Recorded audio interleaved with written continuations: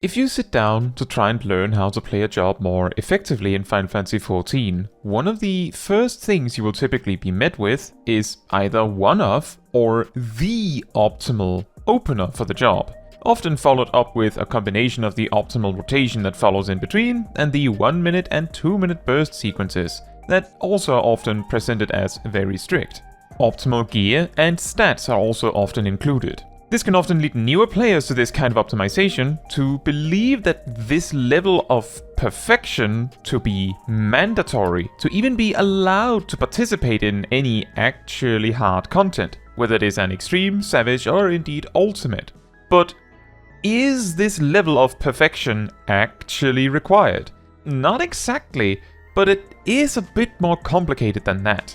A part of the origin of these kinds of perfectionism issues is that as this is a multiplayer game, some players outright take offense to players underperforming, whether deliberate or not. But let's just say that there is a world of a difference between actually underperforming, what some players view as underperforming, and what is considered good enough. What is considered good enough varies greatly between the type of content, and what matters not also varies greatly between the type of content. Let's try with an example, starting with what an opener is and what its purpose is. An excellent job to demonstrate this with is Dancer. This job has a very strict diet of 0 skill speed, which, if you are a more casual-minded player, might just not be possible. The opener starts with choosing your dance partner, obviously, and there is technically always a most correct answer. And then, 15 seconds before the fight even starts, you should be using Standard Step, so that you can use Standard Finish just before its timer runs out, right on pole. Then you get into Technical Step and finish it alongside using Devilment. Then you use Tilana, Flourish, Dance of the Dawn, and Fan Dance 4, and Last Dance and Fan Dance 3, Finishing Move, and then Starfall Dance and Saber Dances and so on, following a priority list even. From a casual point of view, the preemptive Standard Step is already too much to ask, as in most casual content, a pull timer is not used at all, and even if it is often not respected. So the best you can do is Standard Step early and hope the tank will pull in time, or risk that you pull for them. And now somehow you're the bad guy. The key is that this opener does result in the dancer being able to do more damage over the course of the fight. And if a pull timer is used, then it is effectively a free type of optimization. The main purposes of openers in Final Fantasy XIV is twofold, however. Not only is it meant to lead to the highest initial spike in damage output right at the outset, but it is also meant to set up your cooldown so that they will line up properly in every subsequent burst window. For Dancer, this might not be super clear since Technical Finish and Devilment naturally will line up together, and Flourish will come up well enough in time that it doesn't really matter where exactly in the burst it is used. Besides, surely, you'll get a Standard Finish in the burst consistently anyway, right? The act of using Standard Step 15 seconds early means that Standard Step itself will be ready about 3 to 4 GCDs after Technical Finish, which enables the use of Finishing Move in the burst itself where it is being used, which in turn gives you an additional Last Dance to use in the buff window as well. Because Standard Step's cooldown now is offset from Technical Step's cooldown by around 15 seconds instead of 5, it means, assuming Standard Step is used on cooldown, that every time Technical Step comes up, about 10 seconds before that, Standard Finish would have been used, granting you access to Last Dance, and then you can hold that to use during Technical Finish, which is precisely what enables your 2-minute burst to hold a Last Dance, a finishing move thanks to Flourish, as well as an additional Last Dance. And this happens again 4 minutes in, 6 minutes in, 8 minutes in, however long the fight might be. Essentially meaning that using Standard Step 15 seconds before the fight starts increases the damage you do in the opener, as well as every 2 minutes, in addition to simply giving you about half an extra Standard Step to use over the course of the fight. Furthermore, the fact that you need to use standard step on cooldown to make this work is the reason why dancers hate skill speed, because a standard step is on the GCD. To be able to use standard step on cooldown, any time won by a faster GCD is immediately lost by making sure standard step actually comes out on time. These are the kinds of reasons for this level of perfection presented in an opener and rotation when optimizing. However, do you need all this? Let's say that you don't have 0 skill speed and that your team will not give you a pull timer to do this trick with. What do you lose? What can you do? Well, if you want to use standard step on cooldown, then that part is impossible to fix. However, if you simply use standard step when the pull starts and then go in and do the rest of the opener correctly, then it won't be perfect, of course. But you can fix it, albeit at a small cost. Since you have to start on standard step on pull, technical step is started 5 seconds later, not much you can do there. This would mean that you might be able to sneak in finishing move right as technical finish and devilment ends, since standard step's cooldown would be at about 18 seconds when technical finish is cast. Furthermore, if you have skill speed, you could just not use standard step precisely on cooldown to deliberately slow it down a bit until you use standard step about 15 seconds before technical step is ready. If you have some skill speed, this would be a slightly smaller loss since skill speed's value is lost by using standard step on time, even if using standard step on time is better. However, if you deliberately let standard step drift in this way, you lose half of a standard step over the course of the fight instead of gaining it, but you end up with the same optimized end result at the end of the day. Another reason for these perfectionistic openers and bursts is that many jobs, Dancer especially included, have buffs that increase the damage of everyone. To make the most of these kinds of buffs, we would optimally have all of the buffs go out as close to at the same time as possible, and simultaneously make sure all the big attacks we have happen in the time frame where these buffs are active. From the previous example with Dancer, standard finish, technical step, 4 steps, technical finish typically leads to both technical finish and devilment coming out around 7 seconds into the fight. Most recommended openers advise to use buffs around 5 to 7 seconds into a fight, and most jobs, even without a damage buff, will coordinate their big attacks to start coming out 5 to 7 seconds into a fight, regardless of whether they have a personal reason to do that. For this reason, some of you probably already knew or quickly realized that standard step on pull means, well, this just straight up isn't happening without a pull timer. Not for the Dancer anyway. Certain other jobs will have similar issues. Sometimes the buffs just won't line up as nicely because the surprise pull means the group doesn't start exactly in tune with each other. Depending on the skill level of each player in a group, whether it is in a dungeon, a normal trial, an extreme, or a savage raid, how well these things align can vary greatly. And in most groups, this is normal, even in savage. Incidentally, getting the perfect buff alignment while learning a fight is typically both not needed and not expected. So already here, I can answer that initial question. Do you need all this? No. But the teamwork will result in greater damage overall. As a Dancer, you might even see your damage buffs, especially devilment, sort of get squandered if your dance partner isn't bursting when you are, and because of technical step having a strict cooldown and a lead up time, you kinda just have to blindly go for it and hope that your dance partner is ready for it. They can at least try to prepare for it in the seconds leading up to technical finish if they see your technical step buff coming.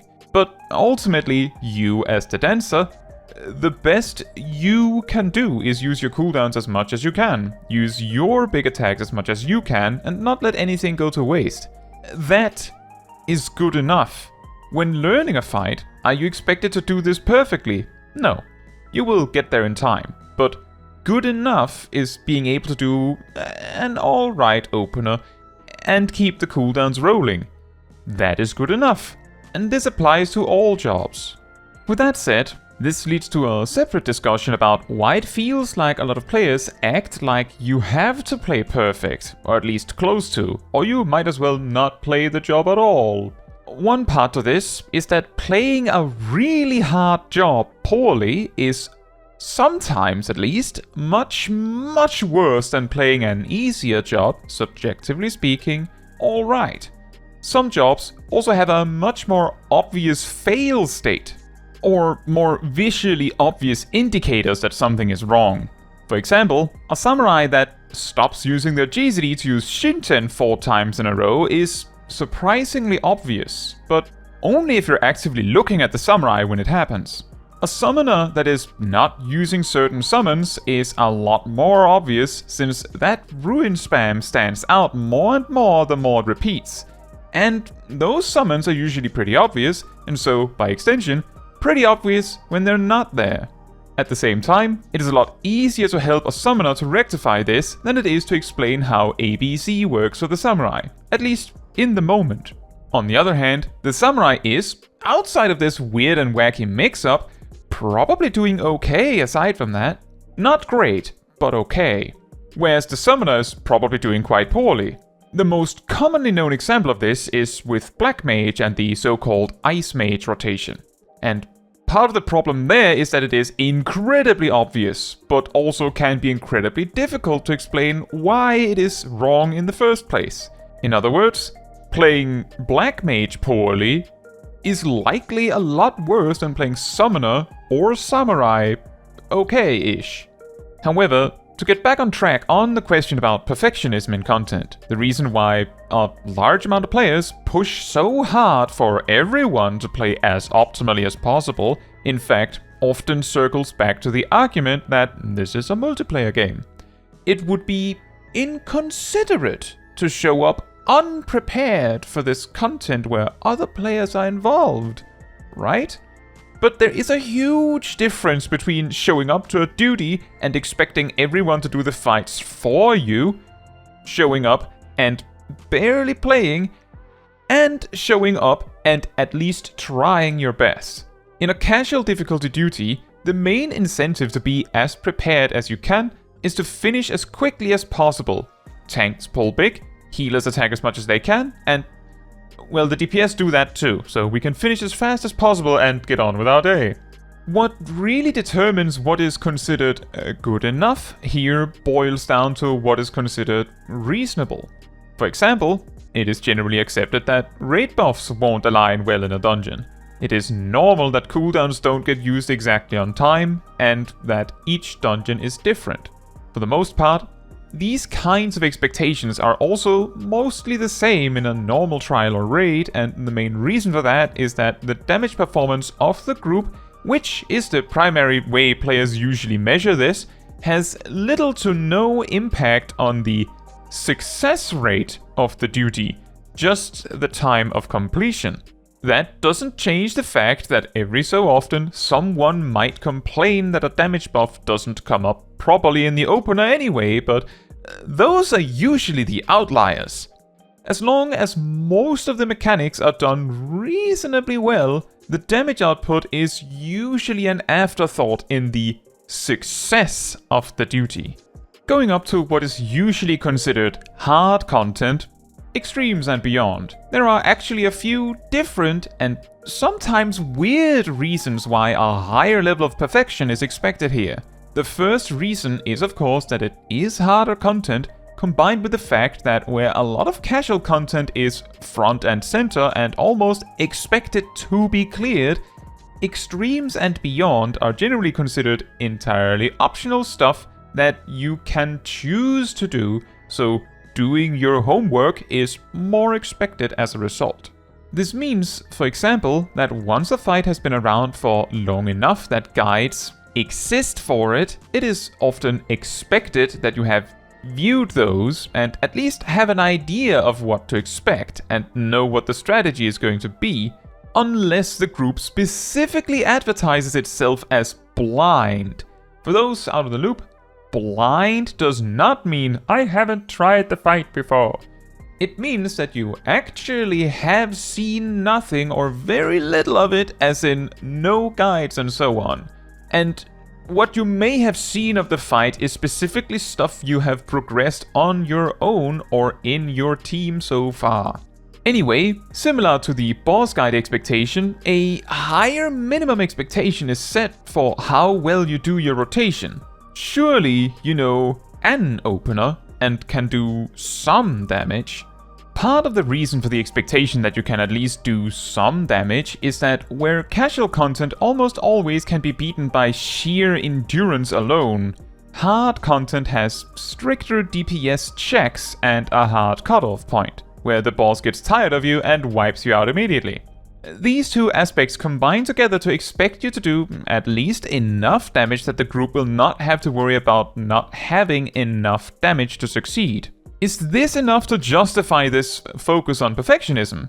Not quite, but it is easier for some players to check whether you play optimally or not than it is for them to see whether you play well enough, especially if you play a job they don't know that well.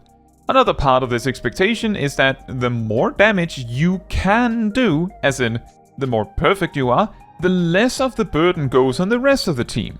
If you do a lot of damage, it leaves room for someone else to not be as good, or even for mistakes to happen just in general. Some bosses also leave some of their harder or even hardest mechanics in the later parts of the fight, meaning that if you do a lot of damage, you might not even need to see these, or need to know how they're done. Making the fight shorter also makes the fight safer and easier to do, essentially. In a way, this means that this perfectionism on rotation is a way to emphasize the burden on something universally applicable, to reduce the burden on something that is more specific. You playing your rotation perfectly makes every fight easier and faster, reducing the amount of individual fight knowledge you need to have.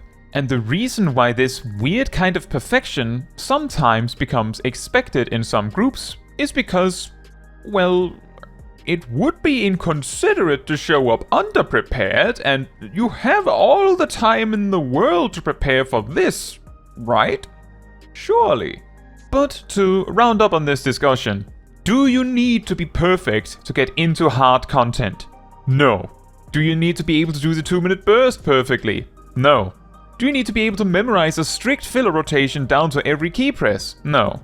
Just because someone can spreadsheet Reaper's rotation from the start to 11 minutes into a fight doesn't mean you need to do that perfectly. In fact, if you are doing hard content, the moment it really starts to matter how much damage you're doing is when you start to fail these DPS checks and harden rages. That is when you start to worry about not doing enough damage. But even then, sometimes the reason you fail is because a mechanic earlier in the fight wasn't done properly. And sometimes the reason why you beat the boss just fine last week but not this week is because someone else was present last week that was bringing it a bit more than the rest are this week. So, in other words, the reason why a high level of expectation happens in hard content is because it is a way to make the content a bit easier to overcome for everyone, and sometimes it is simply necessary to even win at all. On the other hand, the reason a significant amount of players expect a certain level of performance from their team even in casual content, at least if it is not a Sprout player, is that it is considerate to have done some practice to make sure you know at least the basics of the job you're playing, present in the game you have been playing for at least 300 hours. Another part to it is, imagine a high-level dungeon, where all 4 players are barely using their toolkits. The warrior is only doing 1-2-3 combos, no cooldowns whatsoever. The white mage is exclusively using their basic healing spells and nothing else. The black mage is only using ice magic, and the viper is only using their 1-2-3s. Then yeah, the duty is going to take a really long time, assuming it is completable at all. Anyway, similar to my example of how you could slowly drift into an optimal dancer rotation without the proper setup, Do you have any tips for any of your favorite jobs on how to play them well in more casual content? It could be something like how red mages can still do their opener mostly right, simply replacing the precast Vaero of a Thunder with a Jolt. Or how while Machinist has a super strict optimal rotation, if you don't have coordinated raid buffs anyway, a different sequence could be more optimal in a certain scenario. I would love to hear about these various more casual or situational quote-unquote optimizations of suboptimal scenarios in the comments. And remember, you don't have to be perfect. Now, that is all for this video. Thank you so much for watching. If you would like to support me and my channel more directly, you can become a member like these wonderful people here. You can also alternatively support me through Ko-Fi, link in the description. You can also support the channel by letting the YouTube algorithm know by liking the video, leaving a comment, subscribing, sharing, and hitting the bell to get notified when next I post a video. Fun fact, back in the day, healers had access to Protect, which was a party buff that increased both defense and magic defense, and effectively needed to be applied for combat, and sort of meant that it was expected that everyone waited until this was done before engaging a duty. Before Stormblood, Stone Skin applied a physical damage barrier that lasted 30 minutes, which essentially meant this could be preemptively applied before every fight started, but as it was single target, the healer had to apply it one by one by one by one to everyone. At least, hypothetically. These two things in combination quickly adds 10+ seconds to the pre-fight preparations.